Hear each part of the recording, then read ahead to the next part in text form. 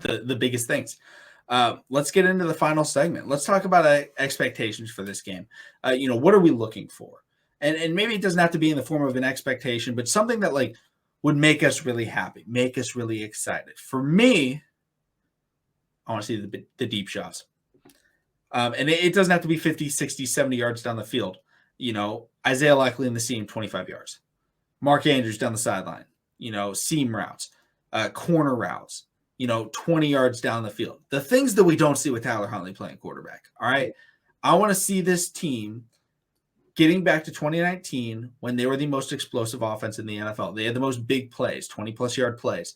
Get back to those 20 yards in the air passes, crossing routes. Let's get some Bateman double moves. That is the biggest thing that I want to see in this game. Use the passing game. Use the wide receivers. Go up again and test these young Jet cornerbacks. You've got some vets.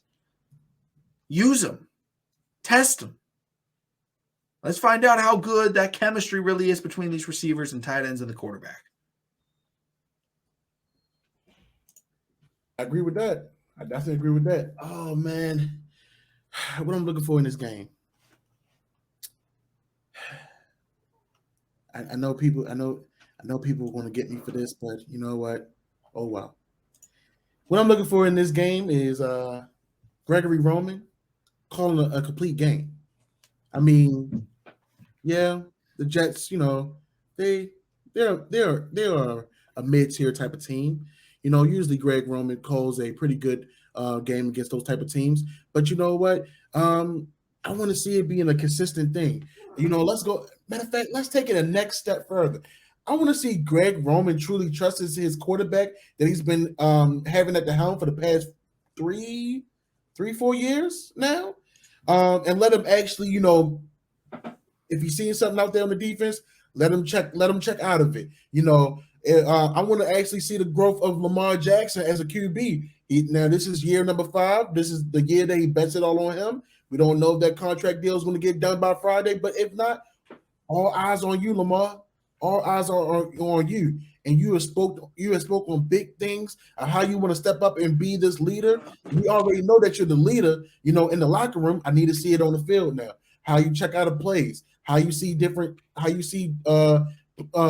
that we can expose and get those easy touchdowns with you in that relationship between Rashad Bateman. So I definitely want to see, how that coach and how that player IQ has grown to a point where, you know what?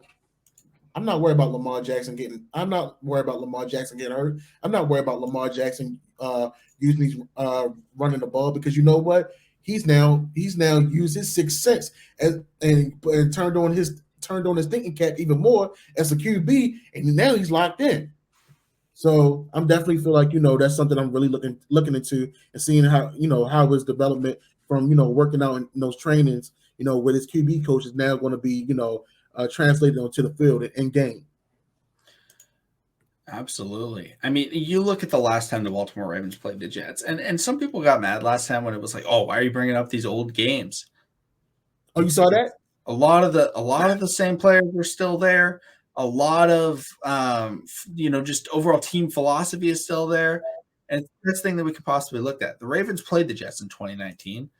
They won 42-21. That was actually the game when Lamar Jackson broke the quarterback rushing record. If you remember the first drive, Lamar was like, I'm getting this record. Yeah. It felt like he was running every play. Then he ended up taking a massive hit on the one that he broke the record on, but he got right back up and kept on going. But he threw 5 touchdowns in that game. He only threw for 200 yards, but it was efficient. It was effective. And if you look at the Ravens players, here were the receptions. Seth Roberts, longest reception, 33 yards. Mark Andrews, longest reception, 36 yards. Hollywood Brown, longest reception, 24 yards. Hayden Hurst, 19 yards. They were extending the ball. Even though Lamar only threw for 200 yards, a lot of people had those 20-plus yard receptions. That's something to keep an eye on. But it was running the football. And that was the biggest thing that they did. They rushed for over 200 yards. But rushing the football sets up. It can't just be rushing the football. It has to be rushing the football to set up the pass, to set up the play action, to set up the RPO. That's when this Ravens, it felt like last year, even with Lamar, they were trying to be a run team, but they weren't utilizing the play action. They weren't capitalizing on the fact that teams were expecting them to run. Like they weren't trying to take those deep shots. They weren't trying to hit those play action plays. That's what they need to do. That's what it seemed like they did against the Jets. It was like every time they started to think, okay, this is when they run the ball, it was boom, here's the big pass. That's the type of thing that we need to try and replicate against them, because it was a great game the Ravens had. They, against a different quarterback, but Sam Darnold only threw one interception. The Ravens only had one sack. They didn't have any fumbles. So even though it's like, oh yeah, it's a different team, they were able to win in that game. Doesn't have to be against the Jets. Right. Just one interception on defense. That's all they did. They only had one sack. But on offense, they capitalized, and they kept their foot on the gas. 13 points in the first quarter, 8 in the second, 14 in the third, 7 in the fourth. They kept their foot on the gas, and they kept going. They could have at halftime been like, oh, we're up, 21-7. Oh, we're up 28-7. Then it was like, no, we're done. Right. Lamar threw 5 touchdown passes, not 3, not 2. It was, no, we're going to keep using this run game to get those touchdowns. That's why Lamar Jackson threw for 36 touchdowns his MVP season. He wasn't leading the league in passing. It was everyone expects to run, sidestep, pump fake, hit him with the pass, touchdown. You can be a run-first team, but still be balanced by capitalizing on the expectation that you're going to run. Ravens got to set that up. That's the biggest thing. Set it up and get those big passes. That's all we asked for, because it's there. It's there. I mean, honestly, we can be biased about it, maybe, but this seems like this might be one of the best groups that Gregory Roman's had, as far as offensive weapons or the offensive scheme that he's been running for years. We just, running a little bit more effective than everybody else have that he's coached. So, absolutely. Do you have any other expectations that you're kind of looking for in this game? No. What about you? What you? I feel like you marinate on something. You marinating on something right now. We got to go to Kyle.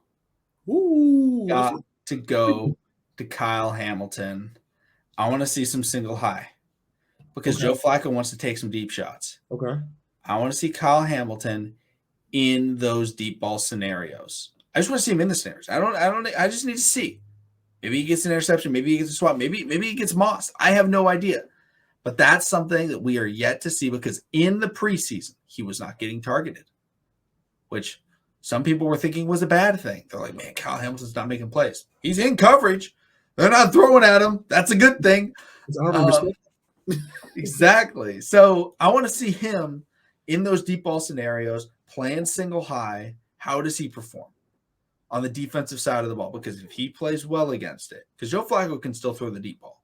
Yeah. Still very good throwing the deep ball. He wants to take shots. He's going to take shots.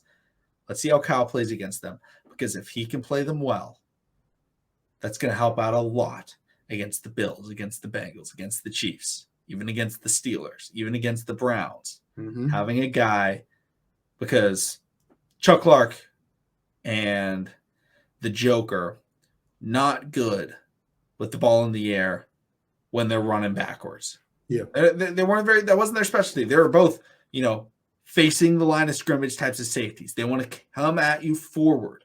They want to hit you in the mouth. Now we have 2 safeties that want to be playing backed up. They want to be backpedaling. They want to be with the ball as it's traveling in the air so they can get those interceptions. I'm going to add Marcus Williams to that too. I want to see both of them get tested. Try and get it over top. How do they perform against it? Whether or not it's caught, I just need to see how they do. You know what? I like that expectation, because, I mean, honestly, we went from 2 safeties that were really in the box to now guys that can get all over the field.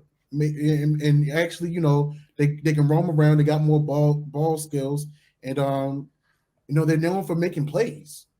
So I mean, yeah. I definitely love that expectation. I definitely love that. Absolutely. Do you have anything final to say before? Because this segment's coming out on Saturday. So if you're watching this on Saturday, Joshua's going to be live streaming before the game. So don't worry. If you want to ask questions, stuff like that, No, man. big time. Listen, I'm just ready for college football. Shout out to the little schools that's playing against the big schools.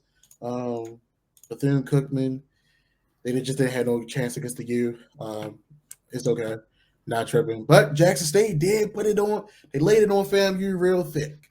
Shout out to Shaboy in unit, and I'm ready for Sunday, man. I'm ready for football to officially be back.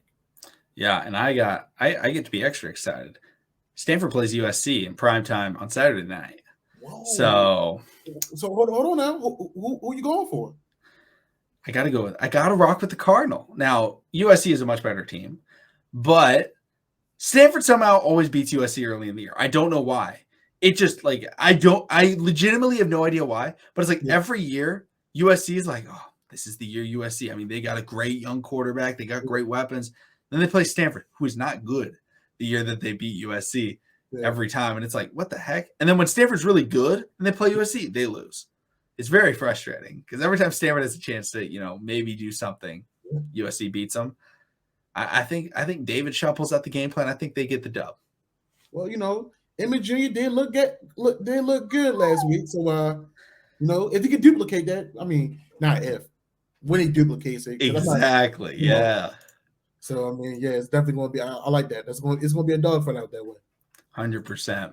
All right, everybody. Thank you so much for watching or listening, whatever you're, consuming the content on. We are so excited for, this opening weekend. Thank you all so much.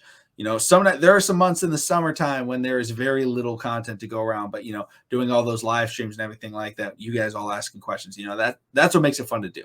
And so, super excited for the game tomorrow, super excited for the season to start. Hopefully Thursday Night Football was really good. Hopefully there were no injuries. Hopefully, I don't know who I want to win. I think I want the Bills to win. I just like watching Josh Allen. But hopefully they don't look like they're the greatest team of all time. I'll say that. But thank you so much for watching and listening. Subscribe, and we'll see all of you again on game day.